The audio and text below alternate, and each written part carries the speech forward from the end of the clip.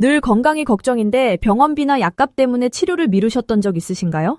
괜찮아지겠지 하며 참고 또 참다가 결국 더 아파졌던 경험 있으셨을 거예요. 복지 나오는 그런 마음을 너무나 잘 알고 있습니다. 그래서 오늘은 여러분께 병원비 걱정을 줄여줄 아주 중요한 제도 변화 소식을 가지고 왔습니다. 바로 올해 10월부터 시행되는 의료급여 제도 개선안인데요. 그냥 소소하게 고치는 정도가 아니라 병원비 계산 방식부터 지원 범위까지 확 바뀌는 아주 큰 변화입니다. 기초생활수급자분들이라면 꼭 알아두셔야 할 내용들이 정말 많아서 오늘 하나하나 쉽고 자세하게 풀어드릴게요. 이번 내용 놓치면 정말 손해예요.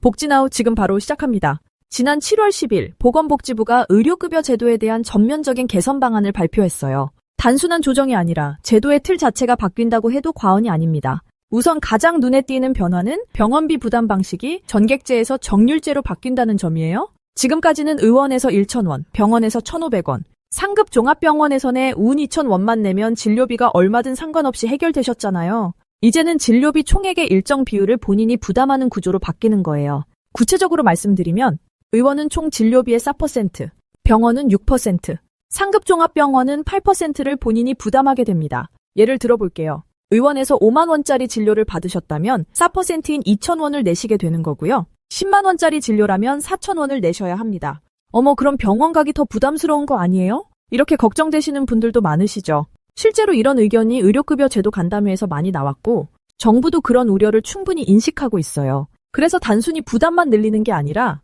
함께 시행되는 보완책들도 준비되어 있습니다. 지금부터 그 내용도 꼼꼼히 알려드릴게요. 첫 번째 보완책은 중증 질환자와 취약계층에 대한 본인 부담 면제 또는 경감 조치입니다. 암이나 희귀 질환처럼 지속적인 치료가 필요한 분들께는 진료비 부담이 과하지 않도록 면제하거나 대폭 감면하는 방식으로 보호해드린다고 해요. 특히 만성질환자분들에 대한 세심한 배려가 포함되어 있어서 정말 다행이에요. 두 번째는 건강생활 유지비 확대입니다. 기존에는 매달 6,000원을 받으셨다면 이제는 2배로 늘어난 12,000원이 지원됩니다. 이 금액은 병원 교통비, 의료용품, 약값 등으로 쓰실 수 있어서 작지만 꾸준히 도움되는 혜택이에요. 세 번째는 진료 1회당 본인 부담금 상한선 도입입니다. 한 번 진료를 받더라도 최대 2만 원까지만 부담하시면 돼요. 예를 들어 상급 종합병원에서 30만 원짜리 정밀검사를 받으셨다고 가정하면 정률제 기준으론 2만 4천 원을 내셔야 하지만 상한선이 2만 원이라 그 이상은 국가가 부담하게 됩니다. 네 번째는 월 단위 본인 부담금 상한제입니다. 한 달 동안 병원을 여러 번 가시더라도 총 부담액이 5만 원을 넘지 않도록 제한된다는 뜻이에요. 당뇨 때문에 내과 다니시고 관절염으로 정형외과 또 눈 때문에 안과도 다니시는 분들 많으시죠? 이렇게 여러 병원을 다녀도 한 달 5만 원 넘는 비용은 나라에서 책임진다는 거예요. 그럼 무조건 부담만 늘어나는 건가요? 궁금하실 수 있는데요. 꼭 그렇진 않아요. 진료비가 적은 경우에는 오히려 본인 부담금이 줄어들기도 합니다. 예를 들어 의원에서 2만 원짜리 진료를 받으셨다면 4%는 800원, 기존에 1,000원 내시던 것보다 200원이 줄어드는 경우도 있는 거죠. 물론 진료비가 높은 경우 부담이 느껴지실 수는 있지만 상한선 제도가 있어서 지나치게 부담되지는 않도록 조정되어 있습니다. 이번 제도 개선의 큰 목표는 더 많은 분들이 꼭 필요한 진료를 놓치지 않도록 하는 것이에요. 그러면서도 제도가 지속 가능하고 합리적인 구조로 운영되도록 하겠다는 것이죠. 그래도 걱정되시는 분들이 있으실 수 있어요.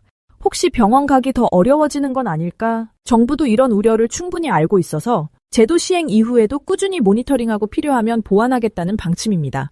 또한 이번 개선과 함께 의료급여 관리사 제도도 강화됩니다. 복잡한 의료급여 제도를 전문 인력이 직접 안내하고 상담해주는 시스템으로 병원 이용을 더 쉽게 도와드릴 예정이에요. 이 모든 변화는 올해 10월부터 본격 시행되니까 특히 정기적으로 병원 다니시는 분들은 나는 월 얼마쯤 부담하게 될까 하고 미리 계산해보시는 게 좋겠습니다. 더 자세한 정보는 보건복지부 홈페이지나 국민건강보험공단 혹은 거주지 동주민센터에 문의하시면 친절히 안내해 주실 거예요. 오늘은 2025년 하반기부터 시행되는 의료급여 제도 개선안에 대해 꼼꼼하게 살펴봤습니다. 전객제에서 정률제로의 변화, 중증질환자 보호 방안, 상한제 도입, 건강생활 유지비 확대까지 정말 많은 변화가 있죠. 이럴 때일수록 미리 알고 대비하는 것이 가장 중요합니다. 어떤 변화가 나에게 유리할지, 혹은 불리한 부분은 어떻게 보완할 수 있을지 복지나와 함께 꼼꼼히 챙겨보세요. 정부가 바라는 건 단 한 분도 병원 문턱 앞에서 망설이지 않도록 하는 것. 그 바람이 여러분의 건강한 삶으로 이어지길 저희도 함께 응원합니다. 오늘 영상이 도움이 되셨다면 구독, 좋아요, 알림 설정도 꼭 부탁드릴게요. 복지나우, 늘 여러분 곁에서 따뜻한 정보 전해드리겠습니다. 감사합니다.